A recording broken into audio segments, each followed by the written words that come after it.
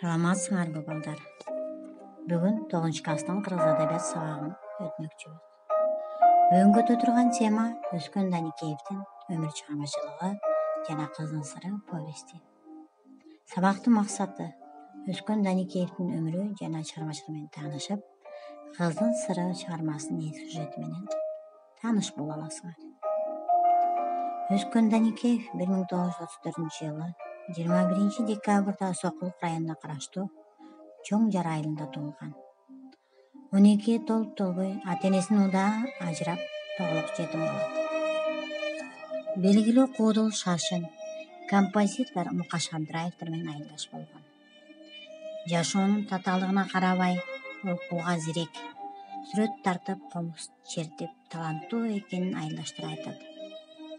1948-жылдан 51-жылдары 5-гимназияда отличник болуп окуп бүтүрүп, медаль менен 51-жылы Москвадагы Тоо-кен институтуна кирип билим алат. Аны ийгиликтүү аяктап Кыргыз кен ылгоо комбинатында, андан соң Кыргыз СССР эл чарба советинде жетектөөчү инженер-экономист болуп иштейт. Андан соң Фрунзедеги политехникалык институтка кызматка орношуп, мугалим болуп иштеп калат. Ал 7-12 жылдан ашуун мугалим, андан соң графика кафедрасынын доценти болуп иштейт.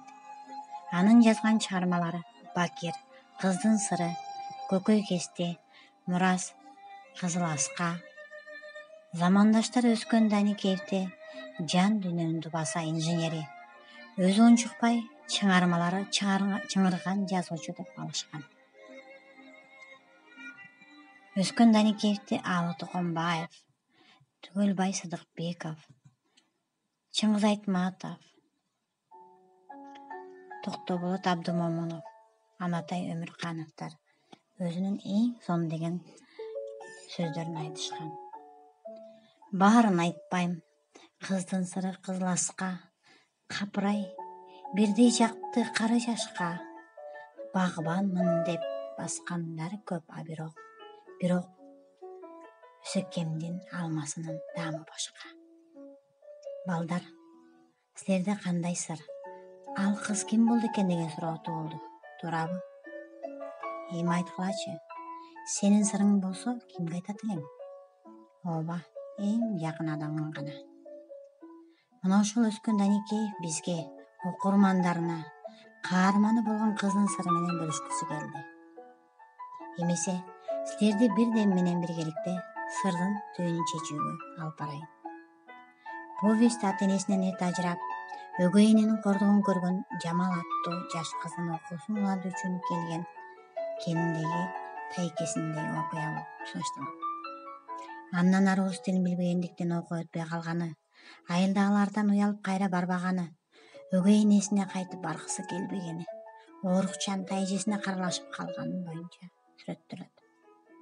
Мына ушул баяндоолордон кыздын ким экендиги көрүнүп турат. Бүгүн Жамал үчүн башкача күн. Ал бүгүн кошуна кызы Асыл менен барып, ошол жерден биринчи сүйүүсүнө кезикти. Эмнегедир бир купуя сезимди туюп, өзүмдөн өзүм уялып кеттим, дейт кыз. Андан соң ал жигиттин боюна, көзүнө дей койчу, аны жакын адамдай сезиле турганын баяндайт. Инженер баланы бир көрүү менен жаш кыз ушинтип сүйүп калды. Балким бул тек гана алгачкы наристе сезим чыгар. Жок, андай болбоду. Кыздын сүйүүсү улам ал болуп күйүп турду. Мына ошентип Жамал өзүнүн сүйүүсүнө биринчи туш болду. Эми балдар, үйгө тапшырма. 279 беттен 288 беттерге окуп, кыздын сүйгөн аты ким, анын кандай сыры бар экенин биле алабыз.